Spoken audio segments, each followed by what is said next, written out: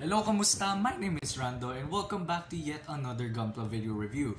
And in today's video, we're gonna be taking a look at the high-grade Universal Century Nightingale. Kit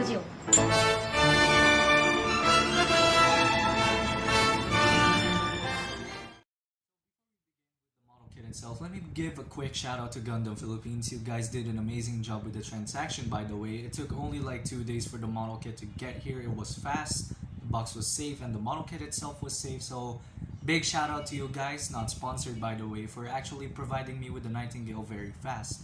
If you guys want to check out their store, links in the description below. Now let's get to the model kit itself. The absolutely massive Nightingale was a long-awaited model kit by a lot of Gunpla fans. Even though I myself have no idea about the franchise where this Nightingale came from, let me give you a little bit of information that I know about this mobile suit. So from what I can tell, the Nightingale is supposedly the alternate version of the Sazabi where Char's counterattack did not really happen, and that this is the particular mobile suit that Char Azabal pilots during that timeline.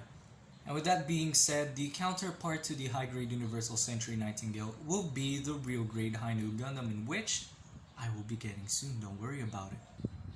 So what is to say about the model kit that hasn't been said already? It is a massive, it is a purely massive monolithic model kit right here. I was not expecting the size of the Nightingale to be this insanely big, but if you take into consideration the Reborn 1100 Nightingale, which is the 1100 version of the Nightingale, it is a massive model kit as well.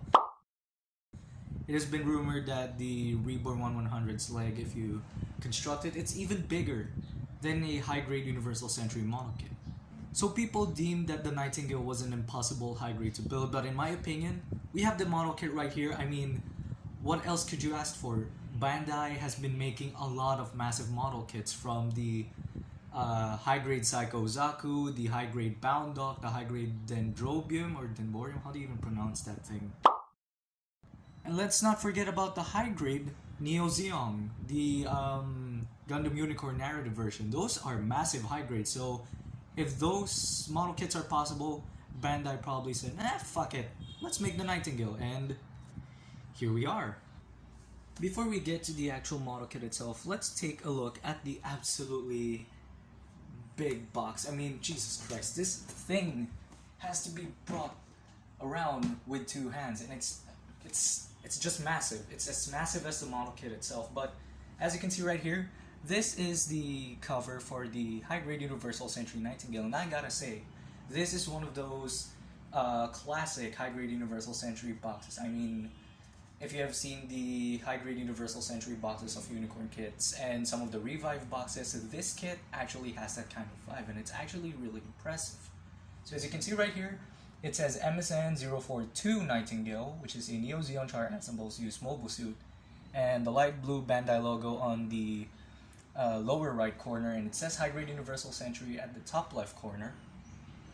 So if any of you are curious, here is a high-grade box size comparison. So this is the Iron-Blooded Orphans Gusion Rebake Full City box, and as you can see, it is dwarfed. Let's move this aside and take a look at a much bigger box. Now here is the high-grade Universal Century Nightingale next to the real grade MSN04 Sazabi, and as you can see right there, the box is totally dwarfed by the Nightingale's box, and I was actually surprised and actually got a little bit nervous because I had no idea where to store the box whatsoever. And here he is next to a master grade Shinmusha Sengoku no Jin box, and as you can see, the master grade box is as tall as the Nightingale. So if you compare this to 2 master grade boxes, I would say that you can fit 2 master grade boxes in the Nightingale's box, but I don't think that's deemed possible because the Shinmusha's box actually is a few inches taller than the Nightingale, but still, the Nightingale in terms of size still wins. Because of the Nightingale's massive size, I actually had to get onto the floor to film this thing, and let's take a look at some of the few components that this box has. Starting from the top side of the box, you can see everything that the Nightingale has to offer to the average high-grade builder. And as you can see right here, there's a few dent, but it's not a deal breaker. Good job on Gundam PH for actually taking care of the box in this condition. So you can see accessories, gimmicks, some few hidden features that the Nightingale has, a lot of thrusters, we'll get to that later, and of course an opening cockpit, which we'll also get to later. And if you're interested about reading the blurb about the Nightingale, go ahead and pause the video and read it yourself. By the way, for those who haven't noticed, this box is insanely thick. I mean, it is almost as thick as the Moon Gundam in the St. Andrews box, but I'm too lazy to get them for comparison, so here you go. It's showing you how thick this boy is. Now here is the underside of the Nightingale, and it shows a lot of detail about the model kit itself. Action poses, accessories, gimmicks, and whatsoever. It is a very cool feature for a high-grade Universal Century box. So yeah, here are the few things that you're gonna expect from the Nightingale when you get the box. So without further ado, let's crack this thing open. I just broke it. Well, unfortunately, since I haven't uploaded the unboxing video for this guy, I will just show you some of the few footage that I got from the unboxing video, in which you can find some stuff inside the Nightingale right now.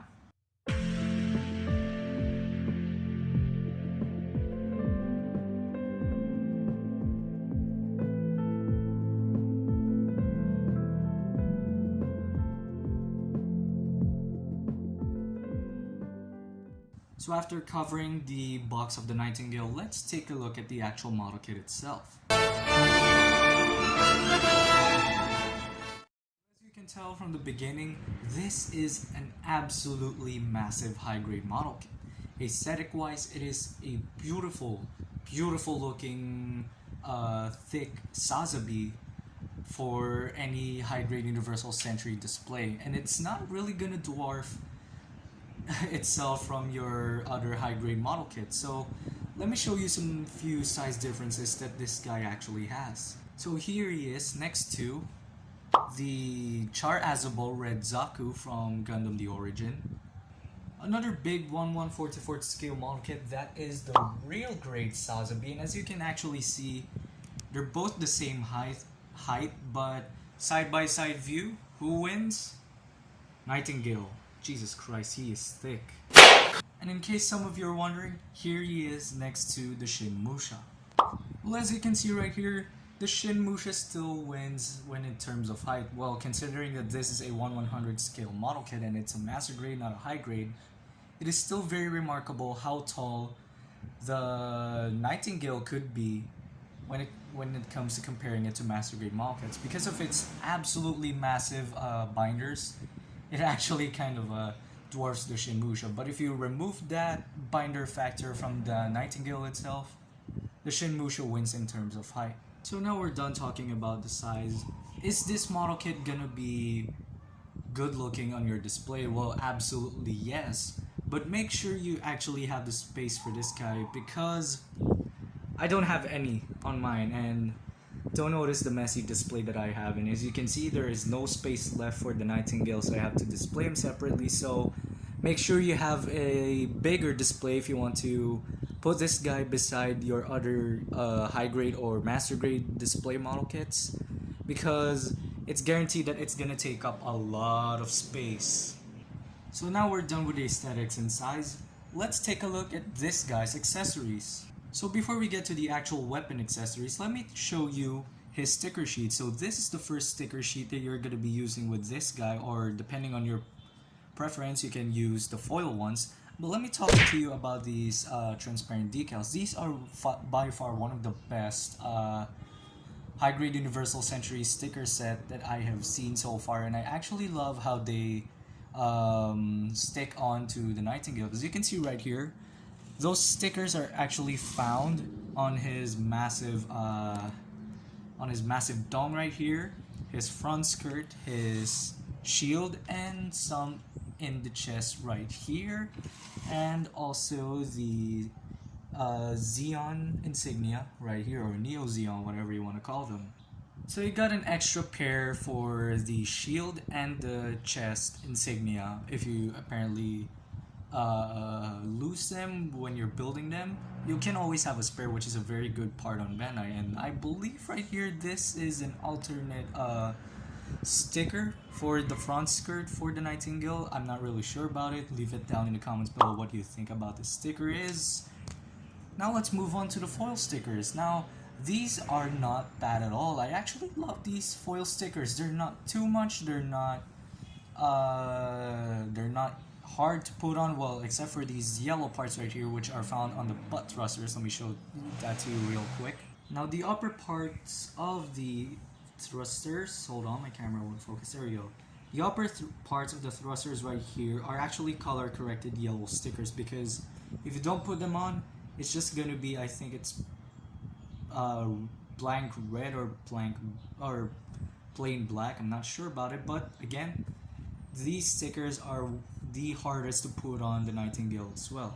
There are some black stickers that you can actually find in the middle of this thruster, which my camera doesn't pick up that much, but in the middle of the thruster there is some black parts right there. Those are the color correction stickers. Oh yeah, these red stripes on these fuel tanks right here, and also that is found underneath the Nightingale, I almost said Sasabi. These are all red stickers. So for the weapon accessories, let's take a look at his beam rifle. Now for the Nightingale's beam rifle, this is not that much that there is to it about the beam rifle. It is just a two-piece gray plastic stick together, and that's all about that there is about the Nightingale's beam rifle. It doesn't have the color separated parts as I would expect from other high-grade Universal Century beam rifles, such as the Sinanju Steins and some other high-grade Universal Century model kits that I'm not really familiar with. But anyway, this is actually still a beautiful looking beam rifle. It is long, it is massive, and it only has the green foil sticker right there as to act as a laser or a sight. And the only separate parts that you can find on the beam rifle is this part right here on the side of the rifle, and these movable articulated folding rifle bipods, in which you can actually have the Nightingale pose in a specific manner, but I don't think the Nightingale can do any sniping pose unless you're gonna put him above or behind a counter or a wall. You can probably mount this on a wall and act as a sniper. Oh yeah, I always leave the trigger hand on the rifle itself, so I wouldn't have any hard time putting this on the Nightingale. Speaking of hands, Nightingale already has one of his holding hands on the left side of his arm.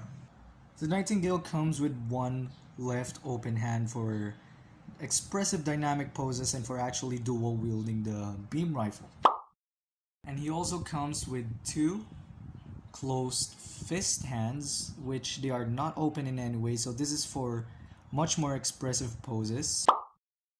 And also we have a right holding hand for holding the beam sabers and the Bib Tomahawk.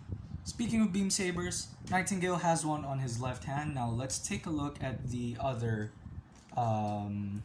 three beam sabers that he comes with. So the other one is one of these longer ones in which he can wield with his right hand, and of course the two smaller ones. And some of you may be wondering, he has 4 beam sabers, he only has 2 hands. What the hell is he gonna do for the other 3?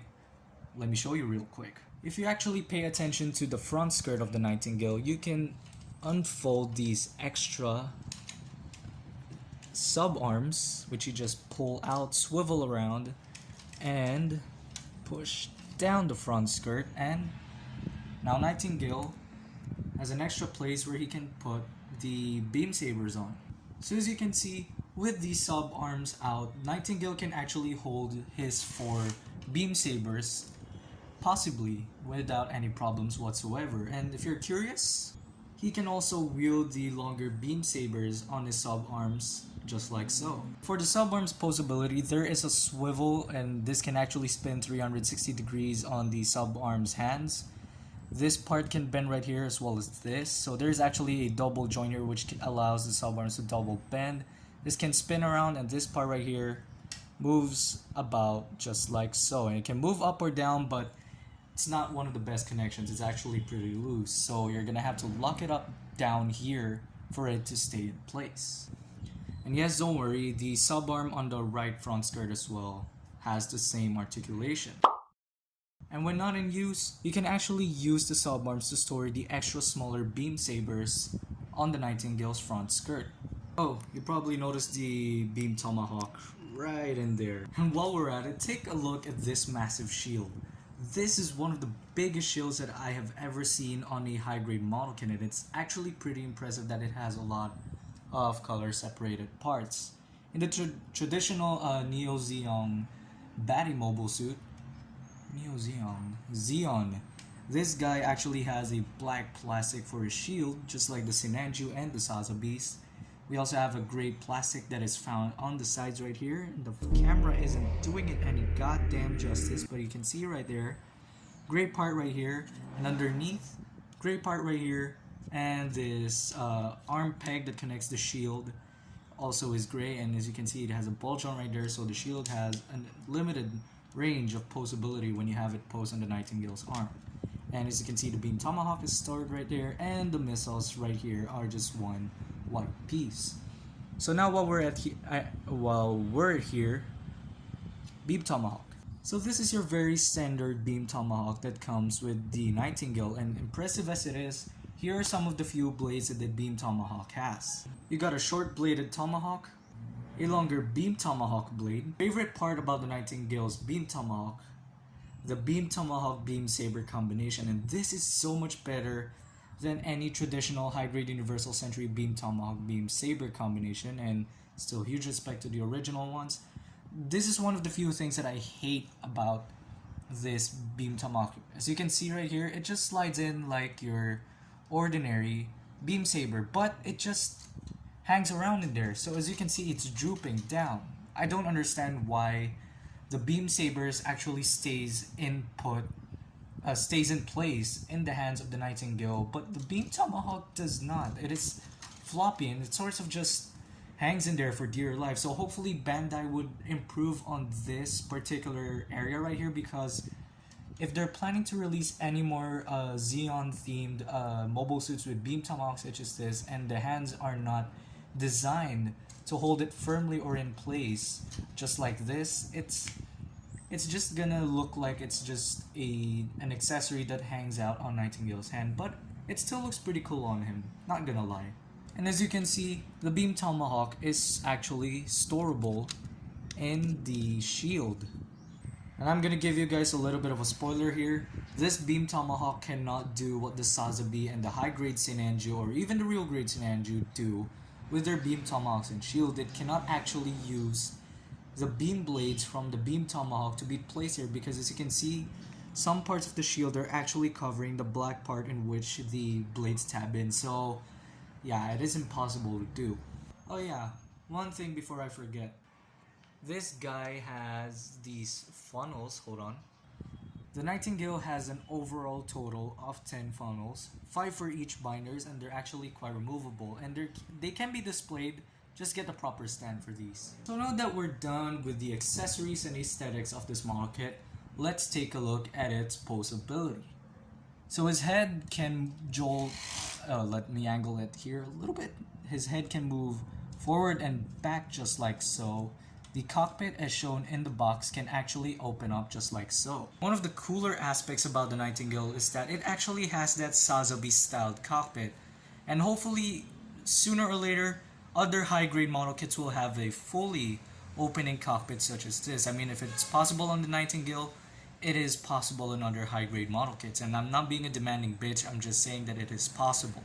And the eyes right here, such as other mono-eyed Xeon mobile suits, can actually swivel from left to right, and you can actually pose them in a way such as this.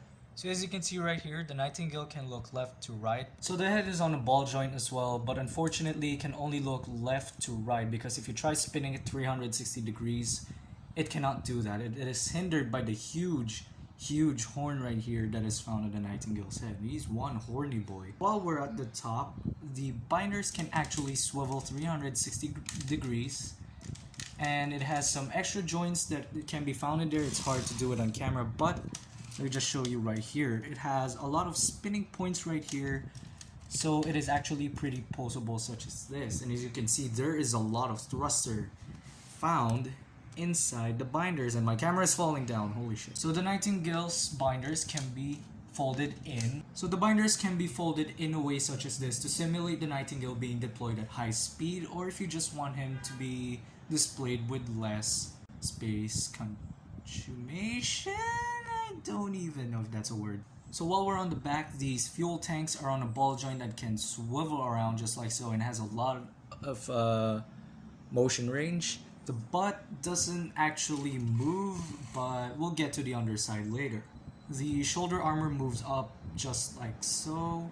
The arms can actually, the upper arm can actually move around, and as you can see right here, it can bend in. So with the ball joint found here, it can do a lot of forward motion, which is actually a pretty cool feature.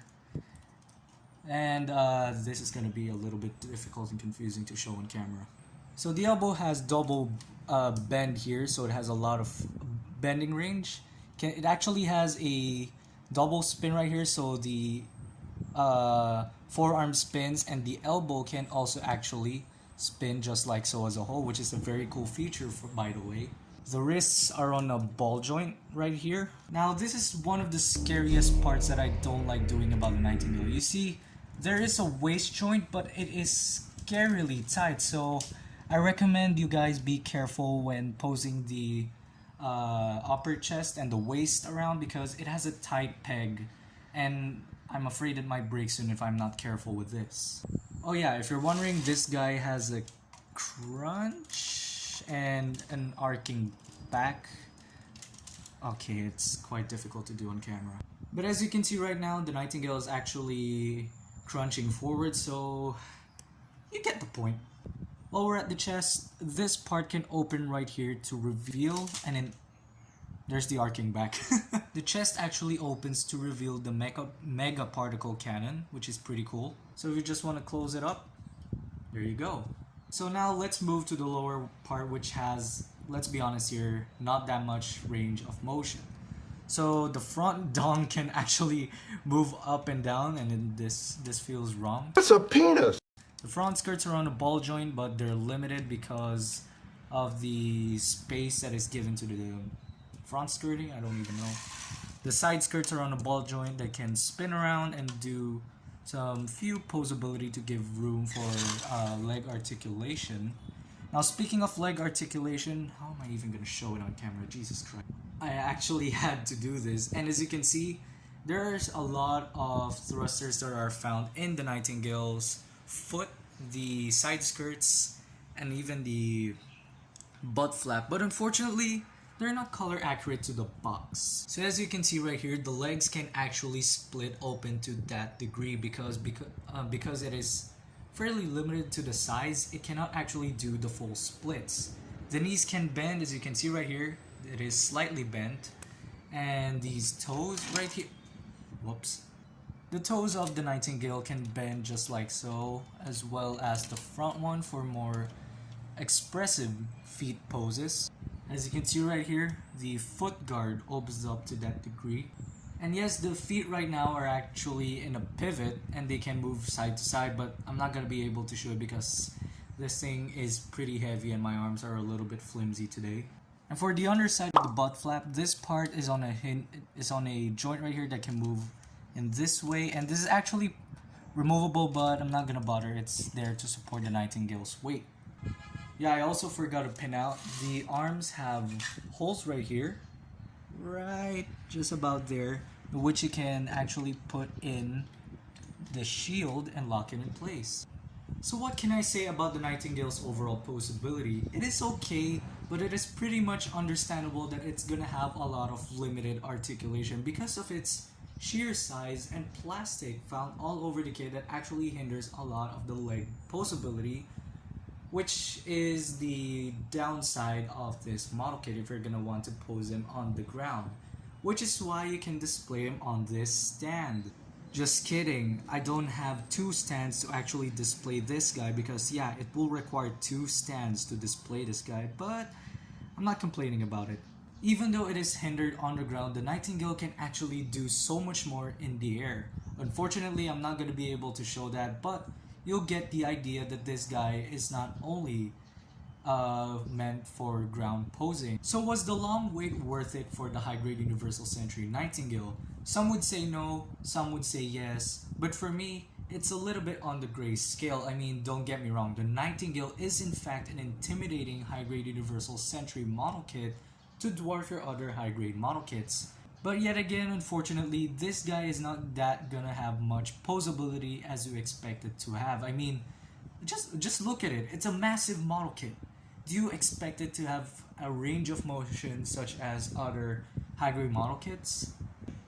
But yet again, such as other bigger high-grade model kits such as the Dendrobium or whatever it is pronounced, or even the Neo Zeon for that matter, those guys are merely displayed for size intimidation, and this guy is on that scale. So what would I give the Nightingale? I would give it a 9.5 out of 10. Even though I said that the posability is a little bit limited, I am still happy that I have a big high-grade model kit that actually dwarfs the rest of my collection. And sooner or later, real grade high new Gundam will be added to the collection. So do I recommend this kit? Absolutely. If you are a Char Azabel or a Char's Counterattack fan, or even the novel edition where this guy comes from, go ahead and pick up this guy. Links in the description below. For me, I love the Nightingale, and I'm a proud owner, and I'm proud to say that this is the biggest high grade that Bandai has ever made so far. That's still in debate. I mean, the Dendrobium exists, and even the Neo Zeon. What the hell's wrong with me? So that is all for the review. My name is Rando. Hit the like button if you did enjoy the video, and subscribe to my channel for more videos like this, and click the notification bell for more videos just like this coming in the future. And if you did enjoy my video, go ahead and share it with your friends, with your family, or even your pet dog or cat. I don't care. So again, my name is Rando. I'll see you guys in the next video. Paalam!